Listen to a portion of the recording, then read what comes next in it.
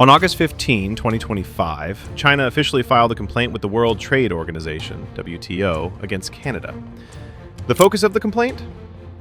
Canadian restrictions on Chinese steel imports.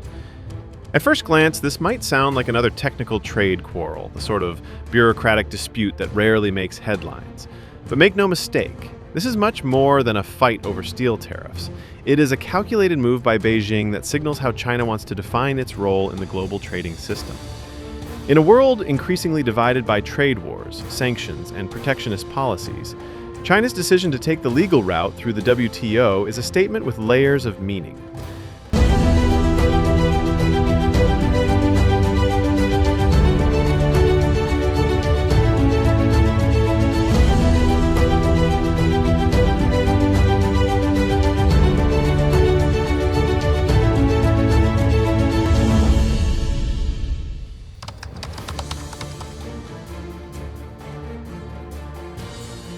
To understand why this case matters, it's important to look at the recent trajectory of Sino-Canadian trade. Canada has steadily tightened restrictions on Chinese steel, citing concerns about dumping and unfair pricing practices. In addition, Ottawa has imposed duties on Chinese canola imports, further souring agricultural trade between the two nations. These measures, in Beijing's view, are discriminatory and politically motivated rather than purely economic. China's official response was sharp, labeling Canada's restrictions as typical trade protectionism. Beijing argued that these actions violate WTO rules, which are supposed to ensure fair and non-discriminatory treatment among members. Filing a WTO complaint is not something China does lightly.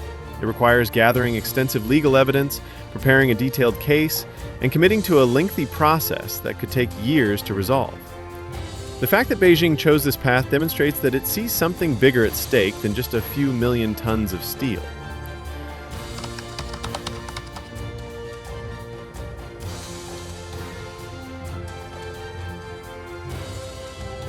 The heart of this move lies in the method China has chosen. Many expected Beijing to retaliate with tit-for-tat tariffs or informal trade barriers. Instead, it opted to go through the WTO. Why?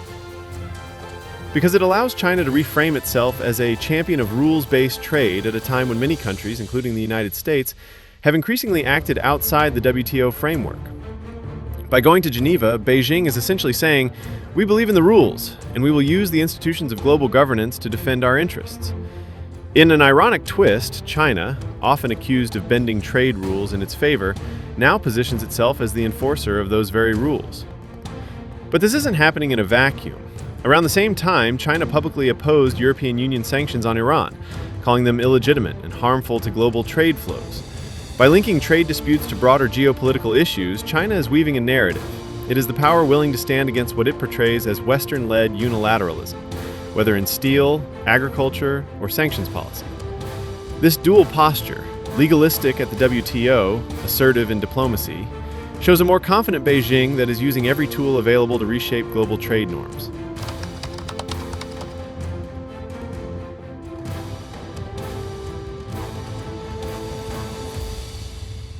So what happens next? For Canada, the immediate challenge is facing a drawn-out WTO process. These cases often take years to fully resolve, and even when they do, enforcement is tricky.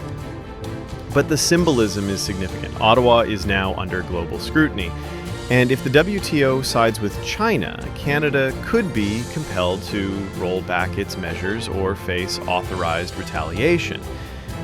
Even if Canada prevails, the process will tie up resources and place its trade policies under an uncomfortable spotlight. For China, this is about more than winning or losing a single case. By showing it is willing to play by WTO rules, Beijing bolsters its international image as a responsible economic actor, one that defends its interests without resorting to brute force. This image could be particularly persuasive for developing countries, many of which rely on the WTO to protect themselves against larger economies. The global implications are even more interesting. Other countries are watching closely, especially those engaged in disputes over politically sensitive sectors like steel, semiconductors, and agriculture. If China succeeds in positioning itself as the guardian of global trade rules, it could shift how future disputes are handled. nations may increasingly choose to battle it out within institutions rather than risk escalating tit-for-tat retaliation that destabilizes markets. In effect, China is testing whether the WTO can still matter in an era when many assumed it had been sidelined.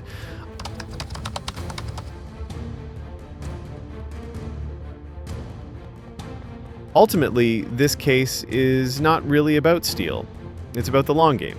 China is deliberately reshaping the terrain of global trade disputes. By taking Canada to the WTO, Beijing is sending a message that trade conflicts should be treated as legal and institutional matters, not just political squabbles. It is also sending a signal to the rest of the world. China is ready to use the very institutions that many in the West once championed but now often bypass. This creates a fascinating paradox. For decades, critics argued that China exploited the loopholes of the global trading system while others played by the rules. Now Beijing is flipping the script, claiming the moral and legal high ground, while countries like Canada and by extension the US and EU risk being painted as the ones undermining fair trade. The big question is, will this strategy work?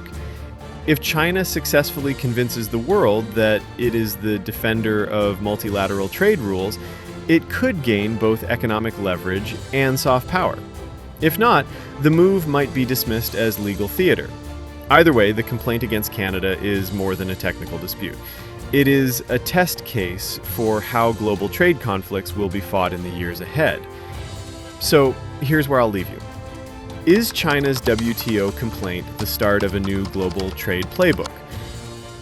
Or is it just a tactical skirmish in a much bigger rivalry? Let me know what you think, because this story is far from over.